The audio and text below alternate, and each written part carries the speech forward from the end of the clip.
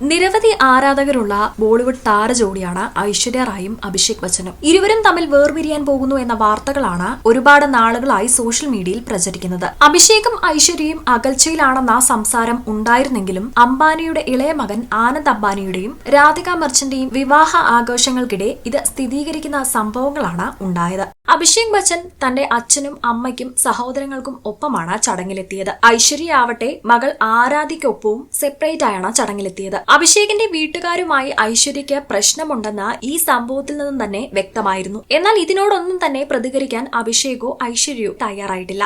എന്നാൽ ഇപ്പോഴിതാ ഈ അഭ്യൂഹങ്ങൾക്കിടെ ഒരു ഡോക്ടറുടെ പേരും ഉയർന്നു വരികയാണ്. ഐശ്വര്യയുടെ അടുത്ത സുഹൃത്തും സൈക്കാട്രിസ്റ്റുമായ ഡോക്ടർ സിറാഗ് മാർക്കിന്റെ പേരാണ് അത്. ഐശ്വര്യയും സിറാഗ് മാർക്കും തമ്മിലുള്ള അടുത്ത സൗഹൃദമാണ് അഭിഷേകുമായുള്ള വേർപിരിയലിന് കാരണമെന്നാണ് റിപ്പോർട്ടുകൾ പറയുന്നത്. ഐശ്വര്യയും സിറാഗും ഒന്നിച്ചുള്ള ചില ഫോട്ടോകളും സോഷ്യൽ മീഡിയയിൽ പ്രചരിക്കുന്നുണ്ട്. കുറച്ചു വർഷങ്ങൾക്ക് മുമ്പ് സിറാക്കിന്റെ parenting in the age of anxiety എന്നൊരു പുസ്തകം പ്രകാശനം ചെയ്തിരുന്നു. അന്ന് ആ ചടങ്ങിൽ ഐശ്വര്യയും പങ്കെടുത്തിരുന്നു. ഇവിടെ വെച്ച് സിറാക്കിനെ ഐശ്വര്യ ചുംബിക്കുന്നുമുണ്ട്. ഈ ഫോട്ടോകളാണ് ഇപ്പോൾ പ്രചരിക്കുന്നത്. ഇവരുടെ അടുത്ത സൗഹൃദമാണ് ഇതിനെല്ലാം കാരണം എന്നാണ് സോഷ്യൽ മീഡിയയിൽ പ്രചരിക്കുന്നത്. ഐശ്വര്യ റായ് സിനിമയിലേക്ക് തിരിച്ചു വന്നപ്പോഴും പൊന്നിയിൻ സെൽവൻ എന്ന സിനിമ വൻ വിജയമായപ്പോഴും അഭിഷേക് ബച്ചനോ കുടുംബമോ ഇതിൽ പ്രതികരിച്ചിരുന്നില്ല. അതോടൊപ്പം ഐശ്വര്യ സിനിമയിൽ അഭിനയിക്കുന്നതുമായി ബന്ധപ്പെട്ട് ഐശ്വര്യയ്ക്കും ജയാ ബച്ചനും തമ്മിൽ അസ്വാരസ്യങ്ങൾ ഉണ്ട് എന്നാണ് അറിയാൻ സാധിക്കുന്നത്.